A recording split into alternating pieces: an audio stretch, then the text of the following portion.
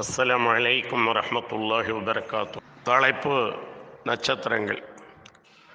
அன்பானவர்களே, கண்ணியத்திற்குரியவர்களே, நட்சத்திரங்கள் சூரியனை விட மிகப்பெரிய கோள்கள், சூரியனை விட பிரம்மாண்டமான மிக தொலைவில் இருக்கக்கூடிய எண்ணிலடங்கா நட்சத்திரங்கள்.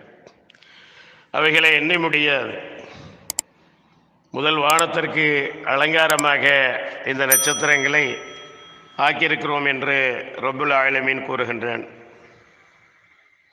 அன்பானவர்களே, கண்ணியத்திற்குரியவர்களே, துருவ நட்சத்திரம் என்பார்கள், விடிவெள்ளி என்பார்கள். இப்படி நட்சத்திரங்களின் பெயர்களை சொல்லி அதனுடைய பயன்களை சொல்லுவார்கள். அல்லாஹ் சுப்ஹானஹு வ தஆலா திருமறை குர்ஆனிலே 6வது அத்தியாயம் 97வது வசனத்திலே இவ்வாறு கூறுகின்றான்: வஹுவல்லதீ ஜஅல லக்குமுன் நுஜூம லிதஹ்தது பிஹா ஃபீ லுலுமாத்தில் பர்ரி வல் பஹர் கத் ஃபஸ்ஸல்னல் ஆயாத்தி லிகௌமி யஅலமூன். அவனை உங்களுக்காக நட்சத்திரங்களை உண்டாக்கினான். அவற்றை கொண்டு நீங்கள் கரையிலும் கடலிலும் உள்ள இருள்களில் வழியறிந்து செல்கிறீர்கள். அறியக்கூடிய மக்களுக்கு நிச்சயமாக நம் வசனங்களை இவ்வாறு விவரிக்கின்றோம். ஆக திசை காட்டியாக, வழிகாட்டியாகவும் இந்த நட்சத்திரங்கள் இருக்கின்றன. அல்லாஹ் சுப்ஹானஹு வ தஆலா அவன் எப்படிப்பட்ட ஆற்றல் உடையவன், எவ்வளவு மகத்தானவன், மகோன்னதமானவன், அவன் எவ்வளவு பெரிய சக்திக்குரியவன் என்பதை எடுத்துக்காட்டும் விதமாக வானத்தை படைத்த அந்த வானத்தில், அதிலும் முதல் வானத்தில் எண்ணற்ற கோலங்களை, நட்சத்திரங்களை படைத்து அவைகளுக்கு பாதைகளை அமைத்து கொடுத்து ஒவ்வொன்றும் அவனுடைய வட்டவரைக்குள் சுற்றி சுழலுமாறு செய்திருக்கின்றான். சுப்ஹானல்லாஹ். குல்லும் ஃபீ ஃபலக்கி யஸ்பஹூன். ஒவ்வொரு கோள்களும் அதற்கென்று நியமிக்கப்பட்ட வட்டவரைகளில் நீந்துகின்றன, சுற்றி சுழல்கின்றன. இன்னும் அல்லாஹ் சுப்ஹானஹு வ தஆலா திருமறை குர்ஆனிலே 7வது அத்தியாயம் 54வது வசனத்திலே கூறுகின்றான்: இன்ன ரப்பக்குமுல்லாஹு அல்லதீ ஹலகஸ் ஸமாவாத்தி வல் அர்த ஃபீ சித்தத்தி அய்யாமின் ஸும்ம ஸ்தவா அலல் அர்ஷ் யுஹ்ஸில் லைல அன்-நஹார யத்லுபுஹு ஹதீஸன் வஷம்ஸ வல் கமர வன் நுஜூம முஸக்கராத்தின் பிஅம்ரிஹி அலா லஹுல் ஹல்கு வல் அம்ர் தபாரக்கல்லாஹு ரப்புல் ஆலமீன். நிச்சயமாக உங்கள் இறைவனாகிய அல்லாஹ்தான் 6 நாட்களில் வானங்களையும் பூமியையும் படைத்து பின் அரிசின் மீது தன் ஆட்சியை அமைத்தான். அவனே இரவை கொண்டு பகலை மூடுகிறான். அவ்விரவு பகலை வெகு விரைவாகவே பின்தொடர்கின்றது. இன்னும் சூரியனையும் சந்திரனையும் நட்சத்திரங்களையும் தன் கட்டளைக்கு, ஆட்சிக்கு கீழ்ப்படிந்தவையாக படைத்தான். படைப்பும் ஆட்சியும் அவனுக்கே சொந்தமல்லவா? அகிலங்களுக்கெல்லாம் இறைவனாகிய, அவற்றை படைத்து பரிபாலித்து பரிபக்குவப்படுத்தும் அல்லாஹ்வே மிகவும் பாக்கியமுடையவன். அன்பானவர்களே, கண்ணியத்திற்குரியவர்களே, அல்லாஹ் சுப்ஹானஹு வ தஆலா 6 நாட்களில் இந்த வானம் பூமியெல்லாம் படைத்ததாக சொல்லி காட்டுகின்றான்.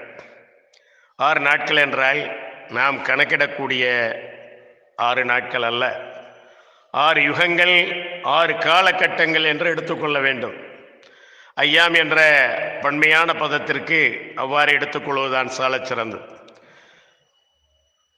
யுதப்பிருல் அம்ர மினஸ் ஸமாஇ இலல் அர்லி ஸும்ம யஅருஜு இலைஹி ஃபீ யௌமின் கான மிக்தாருஹு அல்ஃப ஸனா.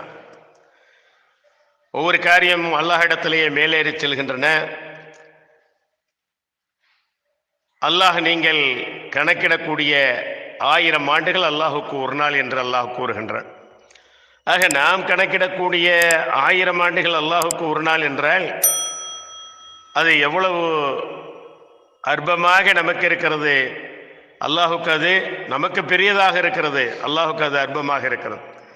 ஆகவே 6 காலகட்டங்களில் என்று நாம் எடுத்துக்கொள்வது சாலச் சிறந்ததாக இருக்கும்.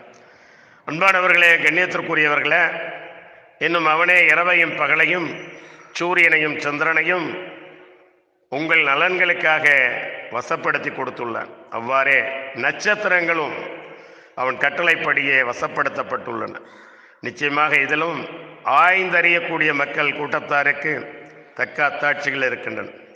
16வது அத்தியாயத்தின் 12வது வசனம், வழிகாட்டும் அடையாளங்களையும் வழிகாட்டுவதற்காக அவன் அமைத்துள்ளான். நட்சத்திரங்களை கொண்டும் பிரயாணிகளாகி அவர்கள் வழிகளை அறிந்து கொள்கிறார்கள். 16வது அத்தியாயத்தின் 16வது வசனங்கள். அன்பானவர்களே, கண்ணியத்திற்குரியவர்களே, நபி ஸல்லல்லாஹு அலைஹி வஸல்லம் அவர்கள் கூறினார்கள், அப்துல்லாஹ் இப்னு அப்பாஸ் ரலியல்லாஹு அன்ஹு அவர்கள் இச்செய்தியை அறிவிக்கின்றார்கள். ஒரு நாள் இரவில் நாங்கள் அல்லாஹ்வின் தூதர் ஸல்லல்லாஹு அலைஹி வஸல்லம் அவர்களுடன் அமர்ந்திருந்தோம். அப்போது வானிலிருந்து ஒரு நட்சத்திரம் எரியப்பட்டு ஒளிர்ந்தது. அப்போது அல்லாஹ்வின் தூதர் ஸல்லல்லாஹு அலைஹி வஸல்லம் அவர்கள் மக்களிடம், இதை போன்று வானிலிருந்து நட்சத்திரம் எரியப்பட்டால் அதன் பிரகாசத்தை நீங்கள் கண்டால் அறியாமை காலத்தில் என்ன சொல்லி கொண்டிருந்தீர்கள் என்று கேட்டார்கள். அதற்கு மக்கள், அல்லாஹும் அவனுடைய தூதருமே நன்கறிந்தவர்கள், அறியாமை காலத்தில் இவ்வாறு நட்சத்திரம் முழுவதாக கண்டால் இன்றிரவு ஒரு மாமனிதர் பிறந்திருக்கின்றார், ஒரு மாமனிதர் இறந்திருக்கின்றார் என்று சொல்லி கொண்டிருந்தோம் என்று பதிலளித்தார்கள். அதற்கு அல்லாஹ்வின் தூதர் ஸல்லல்லாஹு அலைஹி வஸல்லம் அவர்கள் கூறினார்கள், யாருடைய பிறப்புக்காகவோ யாருடைய இறப்புக்காகவோ அது எரியப்படுவதில்லை. மாறாக வளமும் புகழும் கொண்ட நம் இறைவன் ஒரு விஷயத்தை தீர்மானித்து விட்டால் அரியணையை அரிசி சுமக்கும் வானவர்கள் இறைவனை போற்றி துதிக்கின்றனர். பிறகு அதை கேட்டு அதற்கு அடுத்த வானில் உள்ள வானவர்களும் இறைவனை போற்றி துதிக்கின்றனர். இவ்வாறே ஒவ்வொரு வானில் உள்ள வானவர்கள் துதிக்கின்றனர். இறுதியில் அத்துதி பூமிக்கு அருகில் உள்ள வானவர்களை வந்தடைகிறது.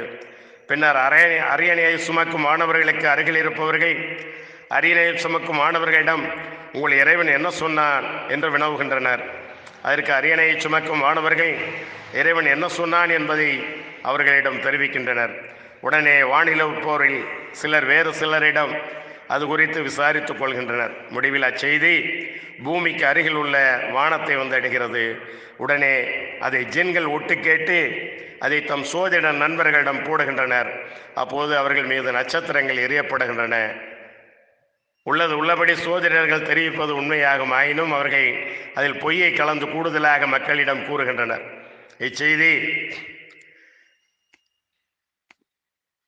சஹீஹ் முஸ்லிமில் 4487வது செய்தியாக பதிவு செய்யப்பட்டிருக்கிறது.